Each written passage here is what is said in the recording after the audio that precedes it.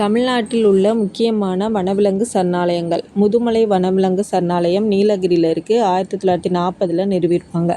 முண்டந்துறை வனவிலங்கு சரணாலயம் திருநெல்வேலி 1962. கோடியக்கரை வனவிலங்கு சரணாலயம் நாகப்பட்டினம் 1967. இந்திரா காந்தி வனவிலங்கு சரணாலயம் கோயமுத்தூர் 1976. களக்காடு வனவிலங்கு சரணாலயம் திருநெல்வேலி 1976. வளநாடு கருப்பு மான்கள் சரணாலயம் தூத்துக்குடியில் இருக்குது. 1987. மலை அணில் வனவிலங்கு சரணாலயம் விருதுநகர் 1988. கன்னியாகுமரி வனவிலங்கு சரணாலயம் கன்னியாகுமரி 2007. சத்தியமங்கலம் வனவிலங்கு சரணாலயம் ஈரோடு 2008. மேகமலை வனவிலங்கு சரணாலயம் தேனி மற்றும் மதுரை 2009.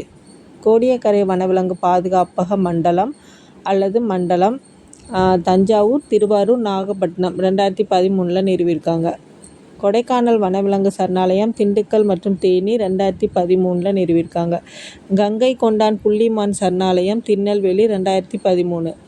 வட காவிரி வனவிலங்கு சரணாலயம் தர்மபுரி மற்றும் கிருஷ்ணகிரி 2014 நிறுவியிருக்காங்க. நெல்லை வனவிலங்கு சரணாலயம் திருநெல்வேலி 2015. மொத்தம் 15 வனவிலங்கு சரணாலயங்கள் தமிழ்நாட்டில் நிறுவியிருக்காங்க 2015 வரை.